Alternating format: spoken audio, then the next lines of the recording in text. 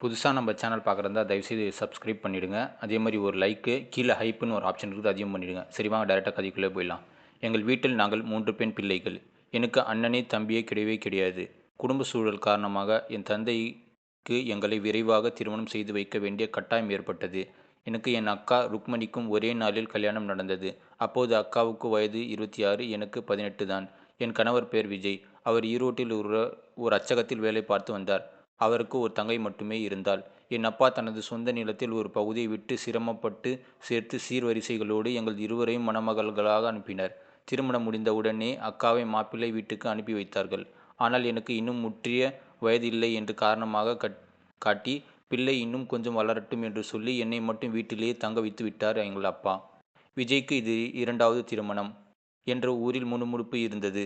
அவர் முன்பு ஒருத்தியை காதலித்து திருமணம் செய்து அது நீடிக்காமல் பிரிந்து விட்டாராம். விவரம் தெரியாத என் தந்தை மாப்பிள்ளைக்கு நகரில் நிலையான வேலை செய்கிறார் என்ற ஒரே காரணத்திற்காக முழுமையாக விசாரிக்காமல் என்னையும் அவருக்கு கொடுத்து விட்டார் என் அப்பா. விஜயின் தொலைதூர சொந்தக்காரர்கள் ஒருவரின் வீடு எங்கள் ஊரிலேயே இருந்தது.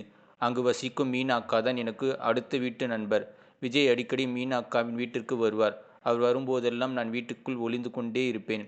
ஆனால் அவர் மீனா அக்கா மூலமாக என் பெயரை சொல்லி செய்தி அனுப்புவார். ஒரு நாள் மீனா அக்கா, ஏய் புவனா, இங்கே வந்து எனக்கு கொஞ்சம் உதவியா செய்ய முடியுமா என்று கூப்பிட்டாள். நான் சென்றதும் என்னை ஒரு அறைக்குள் தள்ளி வெளியே பூட்டிவிட்டு சென்றாள். உள்ளே விஜய் தனியாக அமர்ந்து கொண்டு இருந்தார். எனக்கு உடல் நடுங்கிவிட்டது. கதவை திறந்து முயன்றேன். அவர் ஓடி வந்து என்னை தடுத்து அருகில் இழுத்தார். ஏன் இப்படி பயப்படுற புவனா? நான் உன் கணவன். உன்னை 7 சுற்றி மணமகளாக்கியிருக்கேன். முறைப்படி விடைபெற வராததால் உனக்கு தயக்கம் இருக்கிறது. அவ்வளவுதான் என்றார். அப்போது எனக்கு திருமணம் என்றாலே என்னவென்று எனக்கு தெரியாத வயசு இருந்தது. அவர் ஓடி அவர் ஒரு டிவிடி பிளேயரில் ஒரு புதிய படத்தை வைத்தார். உனக்கு படம் பார்க்க ஆசையா? வா உட்கார்ந்து பார்ப்போம் என்றார். எங்கள் வீட்டில் பழைய சின்ன டிவி மட்டுமே இருந்தது. அங்கே இருந்த பெரிய கலர் டிவியை பார்த்ததும் என் பயம் கொஞ்சம் குறைந்தது. அவர் தன் மடியில் உட்கார சொன்னார். ஆனால் நான் தரையிலே ஒதுக்கி அமர்ந்து படம் பார்க்க ஆரம்பித்தேன். படம் முடியும் போது படம் எப்படி இருந்தது என்று கேட்டார். நன்றாக இருந்தது என்றேன். சும்மா நன்றி சொன்னால் போதாது, எனக்கு ஏதாவது கொடுக்கணும் என்று சொல்லி படத்தில் வந்த காதல் காட்சியைப் போல என்னை நெருக்கினார். அவர் தோற்றம் அழகாக இருந்ததால் என் மனம் அறியாமலே அவர் ஈர்க்கப்பட்டது. அன்று முதல் முறையாக என் இதழ்களில் உள்ள கொடுத்து எனக்கு ஒரு வழியை அதே சமயம் புது உணர்வுகள் எனக்கு தந்தார் என் கணவர். திருமணமாகி 1½ ஆண்டுகள் ஓடிவிட்டனர். நான் அப்போது கல்லூரிக்கு சென்று கொண்டிருந்தேன். ஒரு நாள் நான் கல்லூரியிலிருந்து திரும்பும்போது விஜய் வழியில் என்னை சந்தித்தார். உன்னை கோவில் திருவிழாவுக்கு அழைத்து செல்லப் போகிறேன். அங்கே ஒரு சினிமா ஹாலில் படம் பார்க்கலாம் என்றார். மீனா அக்காவிடம் அம்மாவுக்கு தெரியாமல் ஒரு காரணம் சொல்லிவிட்டு அவரின் ஸ்கூட்டரில் ஏறி திருவிழாவுக்கு சென்றேன். ஊருக்குள் இருக்கும்போதே பின்னாலே அமர்ந்திருந்த நான் ஊர் எல்லை தாண்டியதும் அவர் என்னை ஸ்கூட்டரில் முன்பகுதியை அமர வைத்தார். நீதான் என் ஹீரோயின் என்று கேலியாக சொல்லி வந்த வழியிலே இடையிலேயே என் கன்னங்களை தொட்டு தன் காதலை என்னிடம் வெளிப்படுத்தினார். சினிமா ஹாலில் படம் பார்க்கும்போது அவர் செய்த சிறிது தொந்தரவு, சிறிய சில்மிஷங்கள் எனக்கு இப்போதும் பழக்கமாகி போய் கொண்டிருக்கிறது. அன்று அவர் எனக்கு ஒரு பொன் வளையல்களை பரிசாக கொடுத்தார். அம்மா கேட்டால், சுவரில் கை இடித்து கொண்டே என்று சொல்லி அவர் அறிவுரை கூறினார். காலம் மாறிக்கொண்டே இருக்கிறது. என் அக்கா ருக்மணியின் வாழ்க்கை நிலை சீரழிந்தது. அவளுடைய கணவர் குடிப்பழக்கமுள்ளவர். அவளை அடித்து நொறுக்குகிறார். 3 குழந்தைகளோடு அக்கா தாய் வீட்டுக்கே திரும்பி வந்து விட்டாள். அக்காவை பார்க்கும் போதெல்லாம் எனக்கு பதற்றம் ஏற்படும். விஜய் இப்படி மாறிவிடுவாரோ என்று நான் அஞ்சுவேன். ஆனால் விஜய் என்மேல் மிகுந்த அன்பும் கவனமும் கொண்டவர். ஒருமுறை அவர் வந்திருந்தபோது மீனா அக்காவின் வீட்டில் பின்புற அறையில் தங்கியிருந்தோம். அன்று அவர் புதிய மிகவும் வெளிப்படையான காதல் காட்சிகளை நிறைந்த படத்தை கொண்டு வந்து பார்த்திருந்தார். அந்த படம் எனக்கு மிகவும் சங்கடமாக இருந்தது. நாம் கணவன் மனைவி, இதில் வெட்கப்பட எதுவும் இல்லை என்று கூறி எனக்கு புரியாத பல விஷயங்களை செய்ய தொடங்கிவிட்டார். அன்று நான் மிகவும் பயந்து கொண்டு அழுதேன். எனக்கு இன்னும் முழு வயது வராததால் என் உடல் மிகவும் மெலிந்திருந்தது. கொஞ்சம் வலிக்குது, பிறகு சரியாகிவிடும் என்று கூறி என்னை தேற்றினார். அவர் என்னை தன் நெஞ்சோடு இறுக்கமாக அணைத்து கொண்டார். புவனா, நீ என் மனைவி. உன்னை பாதுகாப்பது என்னுடைய கடமை. நீ விரைவாக சத்தமாக உணர்வுகளில் சாப்பிடும் உடை வளர்க்க வேண்டும் என்று என்னிடம் அறிவுரை கூறினார். அன்று அவர் தன் பையிலிருந்த ஒரு நவராத்திரி மணி சரம் எடுத்து என் கழுத்தில் கட்டினார். அந்த சங்கிலியின் ஒளியும் அவர் கட்டிலில் பிறவிலும் நான் அதுவரை அனுபவித்த வலிகள் அனைத்தும் மெல்ல மெல்ல மறையத் தொடங்கினர். அன்று விஜய் எனக்கு கொடுத்த அந்த தாலி சரகு வெறும் நகை அல்ல, அது என் வாழ்க்கையின் அவருடைய பிணைத்து ஒரு பந்தமாக இருந்தது. அந்த சந்திப்புக்கு பிறகு விஜய் ஈரோடு திரும்பி சென்று விட்டார். சில மாதங்களுக்கு பிறகு எனக்கு முறைப்படியான வயது வந்ததால் அம்மா ஊருக்கே விருந்து வைத்து சீரும் சிறப்புமாக விடை கொடுத்தார். திருமணமாகி 3 ஆண்டுகளுக்கு பிறகு என் வயது 22 ஆகதிலும் நான் முறைப்படி விஜய் வீட்டிற்கு சென்றேன். அங்கு என் மாமியார் உடல்நலம் சரியில்லை, படுக்கையாக இருந்தார். அவரை கவனிப்பதிலேயே நாட்கள் கழிந்தன. வந்து 2 மாதங்களிலே அவர் காலமானதால் வீடு முழுவதும் துக்கம் சூழ்ந்தது. விஜய் அப்போது தனியாக ஒரு சிறிய அச்ச கூட்டத்தில் நடத்தி முன்னேற்ற பயன் கொண்டிருந்தார். அந்த நேரத்தில் நான் கர்ப்பமாக இருப்பது தெரியவந்தது. மருத்துவர் எனக்கு முழுமையாக ஓய்வு தேவை என்று சொன்னார். ஆனால் வீட்டு வேலை செய்ய யாரும் இல்லை. விஜய் கடையை பார்த்து கொள்வார். என் தாயின் உதவி கேட்டது. சிறு பெண்ணை அனுப்பி முடியாது, உன் அக்கா ருக்மணிதான் கணவருக்கு பிரிந்து இருக்கிறாயே என்றார். அவளே அனுப்பி வைக்கிறார்கள் என்றார்.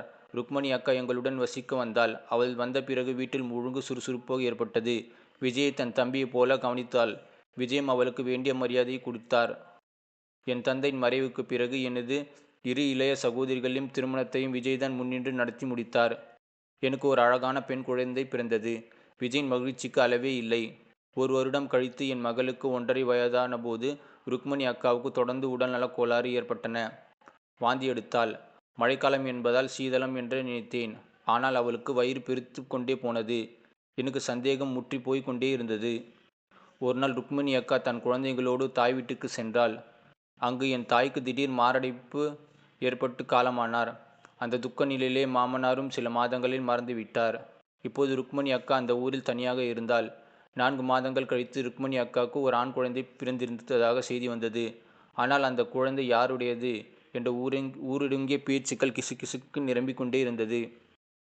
விஜய் அடிக்கடி அச்சு கூட்டத்துக்காக பொருட்கள் வாங்க சென்னை போகிறாள் என்று சொல்லிவிட்டு 8-10 நாட்கள் காணாமல் போவார். எனக்கும் சந்தேகம் வலுத்து கொண்டே இருந்தது. ஒரு நாள் விஜய் ருக்மணி அக்காவை அந்த குழந்தையும் எங்கள் வீட்டிற்கு அழைத்து வந்தார். இந்த பிள்ளை பேருந்து நிலையத்திற்கு கிடந்தது. அக்காதான் எடுத்து வளர்த்து வருகிறார் என்று இருவரும் ஒரே கதையை சொன்னார்கள். ஆனால் அந்த ஆண் குழந்தை கன்னத்தை கவரும் வகையில் என் மகளைப் போலவே உள்ளது. விஜயின் முகச் சாயல் பளிச்சென்று தெரிந்தது. உண்மை கண்டறிய ஒரு திட்டம் தீட்டினேன். விஜய் ருக்மணி அக்காவை குழந்தைகளையும் அழைத்து கொண்டு தன் சொந்த ஊருக்கு செல்வதாக சொன்னார்.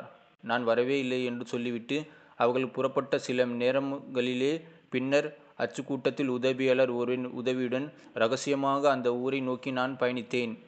இரவு நேரத்தில் வீட்டை பூட்டிட்டு திறந்தபோது நான் கண்ட காட்சி என் இதயத்தை பிளந்து விட்டது. விஜயும் ருக்மணி அக்காவும் நெருக்கமாக படுத்து கொண்டிருந்தார்கள். நான் வெடித்த அலறல் கேட்டு இருவரும் நடுங்கி என் காலில் விழுந்தார்கள். ருக்மணி அக்கா விம்மி அழுதாள். புவனா, விஜய் எதுவும் சொல்லாதே, எல்லாம் என் குற்றம். நீ கர்ப்பத்தில் இருந்தபோது அவருக்கு கடும் ஜலதோஷம் ஏற்பட்டது. நீ அவருக்கு அருகில் செல்ல முடியாத நிலை. அன்று அவருக்கு சேவை செய்தபோது துணையின்றி தவிர்த்த எனக்கு அவதிப்பட்ட அவருக்கு இடையே எல்லாம் மறைந்துவிட்டது. உன் வாழ்க்கை கெடுக்கக்கூடாது என்பதால் தான் ஊரில் போய் மறைவாக பெற்றெடுத்தேன் என்றாள். இதை சொல்லி முடித்த ருக்மணி அக்கா சமையலறையில் ஓடி சென்று ஒரு கத்தி எடுத்து வந்தாள். என்னை இங்கேயே கொன்றுவிடுங்கள், என் தங்கையின் வாழ்வில் நான் விஷமாகிவிட்டேனே என்று புலம்பினாள்.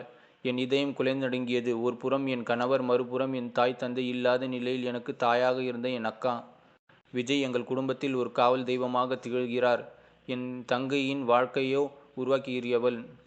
நான் கத்தியை பிடுங்கி எறிந்தேன். அக்கா, நீ செய்த மோசடி என்னால் மறக்கவே முடியாது. ஆனால் உன் வாழ்வில் வெட்கத்தையும் தனிமையையும் என்னால் புறக்கணிக்கவும் முடியாது. உன்னை கொன்றால் இந்த 2 குழந்தைகளை தாய் இருக்க மாட்டாள். விஜய் விட்டு பிரிந்தால் என் வாழ்க்கை ருக்மணி அக்காவின் முன்னையே வாழ்க்கை போல அழிந்துவிட்டு போகும். இவ்வாறு முடிவு செய்து அவர்களை மன்னித்து ஏற்றுக்கொண்டேன். ருக்மணி அக்காவுக்கு விஜய்க்கும் இரகசியமான முறைப்படி மணமுடிக்க முன்வந்தேன். ஆனால் அக்கா மறுத்துவிட்டார். புவனா, வேண்டாம். அது உலகத்துக்கு தெரிந்தால் விஜயின் மரியாதை குலைந்துவிடும். உன் தியாகம் போதும். நான் இப்படியே ஒரே குடும்பமாக வாழ்வோம் என்று முடிவு செய்தார். ருக்மணி அக்காவையும் கணவர் விஜயையும் நான் மன்னித்து அந்த இரவு அந்த வீட்டின் கனத்த மௌனத்தை முற்றிலுமாக மாற்றியமைத்து புவனா எடுத்த முடிவு சாதாரணமானதல்ல. தன் கணவனை மற்றொரு பெண்ணுடன், அதுவும் தன் சகோதரியுடன் பகிர்ந்து கொள்வது எந்த பெண்ணுக்கும் எளிதான காரியமல்ல. ஆனால் புவனா தன் குடும்பத்தின் நிலையான அமைதியையும் 4 குழந்தைகளின் எதிர்காலத்தையும் கருத்தில் கொண்டு ஒரு பரமான தியாகத்தை செய்தார். நாட்கள் செல்ல தொடங்கின. ருக்மணி அக்கா இப்போது அந்த வீட்டில் ஒரு சுமையாகவே அல்லது வேலையாக உணரவில்லை. புவனா அவளை தன் உடன் பிறந்தவர்களாகவும் தன் கணவரின் மற்றொரு துணைவையாகவும் சமமாக மரியாதை கொடுத்து நடத்தினார். ஊர்வம்புக்கு இடை கொடுக்காமல் இருக்க ருக்மணி வீட்டு வேலைகள் மற்றும் குழந்தைகளை கவனித்து கொண்டார். புவனா விஜயின் அச்சக கணக்குகளை பார்த்து கொள்ள தொடங்கினார். விஜய் தன் தவறை உணர்ந்து கொண்டு மிகவும் தலைகுனிந்தார். புவனாவின் புரிந்தன்மை கண்டு அவள் மீது முன்பை விட ஆழ்ந்த மரியாதையும் பற்றும் கொண்டார். ருக்மணி அக்காவின் மகனை தன் சொந்த குழந்தையாகவே புவனா வளர்த்து வந்தார். அந்த சிறுவன் புவனாவை பெரியம்மா என்று ருக்மணியை அம்மா என்றும் அழைத்தார். ஆனால் புவனா தான் அவளுக்கு எல்லாம் மூலமாக இருந்தாள். அக்கா பக்கத்தில் ருக்மணி ஏன் அங்கே தங்கியிருக்கிறீர்கள் என்று அவ்வப்போது முணுமுணுப்பார். ஆனால் குடும்பம் உள்ள ஒரு நிலைமை சமாதானத்தின் ஒன்றுபட்டு நிற்கின்றது. ஆனால் புவனா மீதும் சாதுரியமாக என் அக்காவும் துணையார் இல்லை என்று குழந்தைகள் வளர்க்க அவள்தான் எனக்கு பெரிய துணை என்று சொல்லி ஊர் பேச்சுக்கள் வாயை அடைத்தாள். ஒருமுறை விஜய்க்கு தொழில் பெரும் நட்டம் ஏற்பட்டது.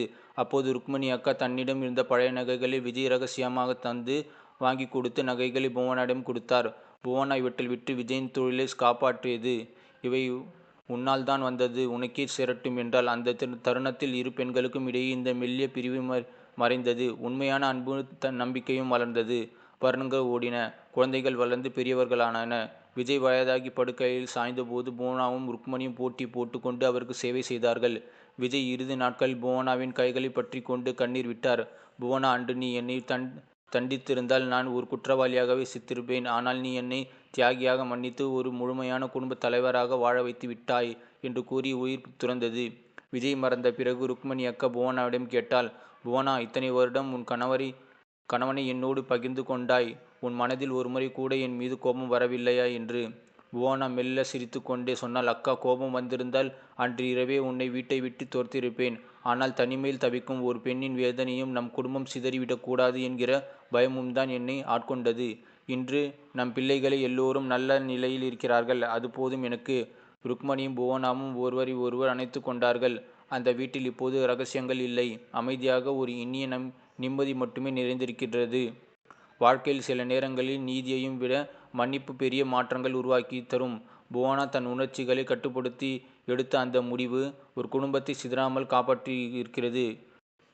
கதை பிடித்திருந்தால் லைக், சப்ஸ்கிரைப் பண்ணிடும். கீழே இருக்க ஹைக் பட்டனை கொடுக்கும். நன்றி, வணக்கம்.